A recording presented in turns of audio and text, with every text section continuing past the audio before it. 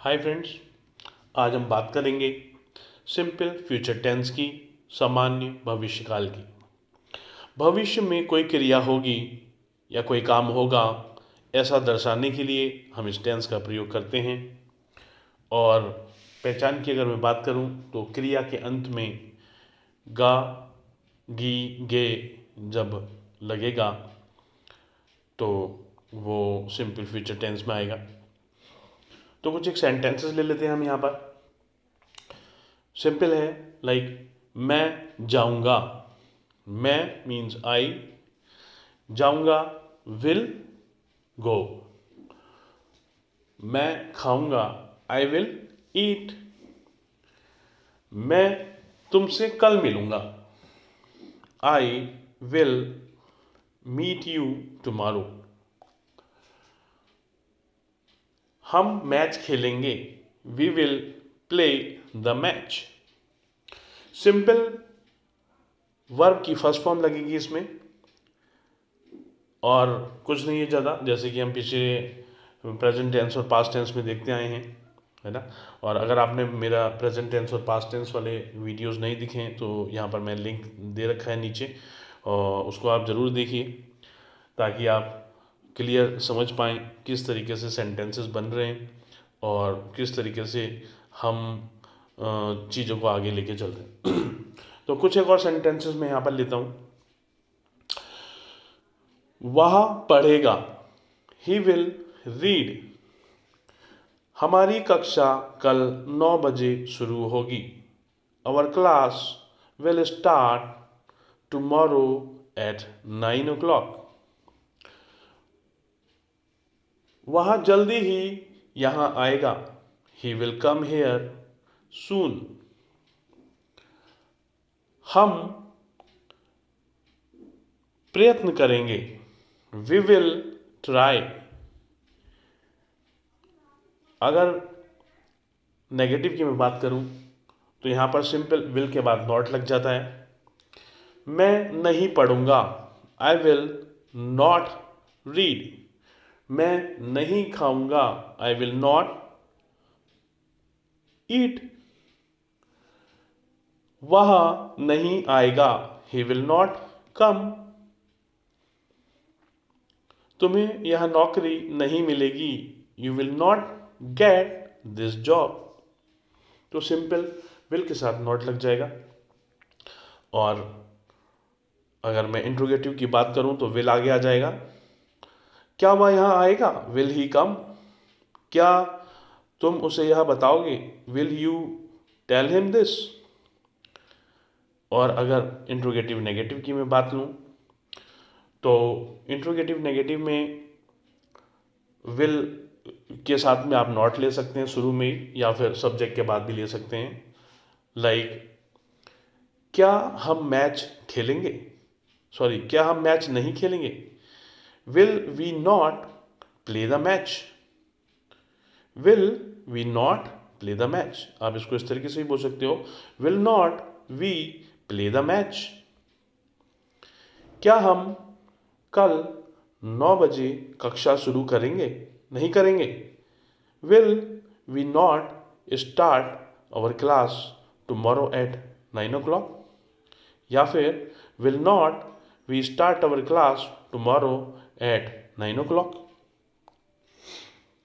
तो इस तरीके से आप एक सेंटेंस को 4 तरीके से बनाइए। And I have told you so many time कि आप ज़्यादा से ज़्यादा सिर्फ सेंटेंसेस बनाइए।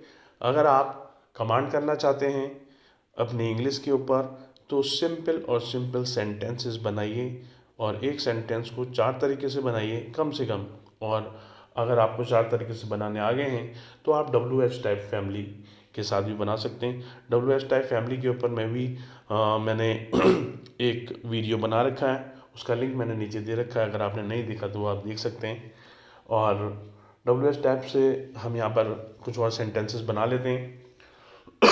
लाइक तुम कब जाओगे, व्हेन विल यू गो। तुम कब उठोगे, when will you get up. तुम कल किससे बात करोगे? With whom you will talk tomorrow?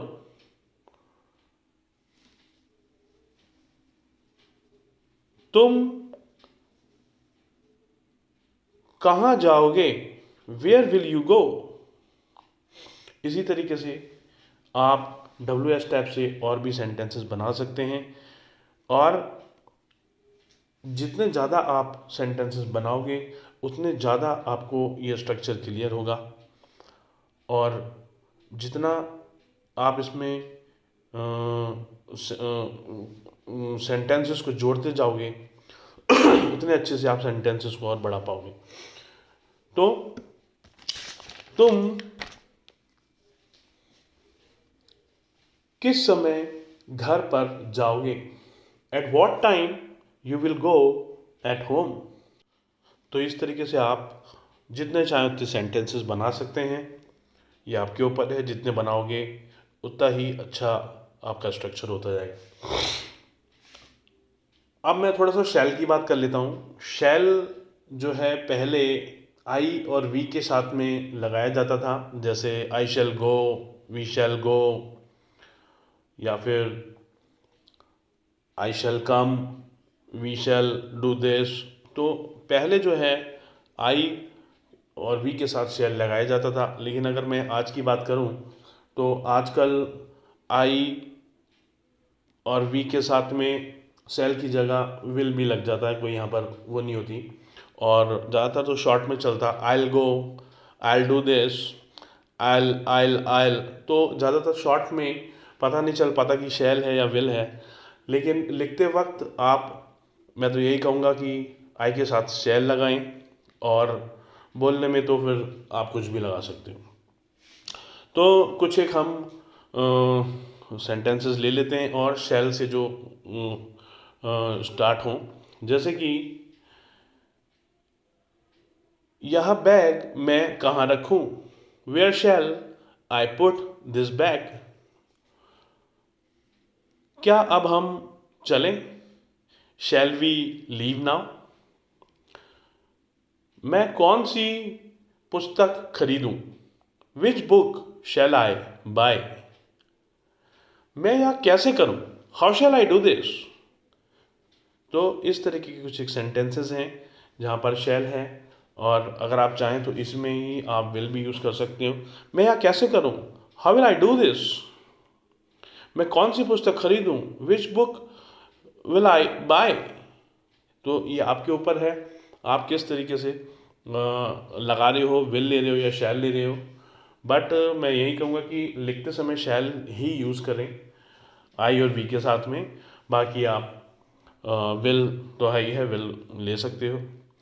और बस लास्ट में मैं यही कहूँगा, ज़्यादा से ज़्यादा सेंटेंसेस बनाइए और बाकी के भी स्ट्रक्चर्स को आप देखिए, ताकि आपको सारे स्ट्रक्चर्स की नॉलेज हो जाए और आप आराम से इंग्लिश लिख पाएँ, सुन पाएँ, समझ पाएँ और बोल पाएँ।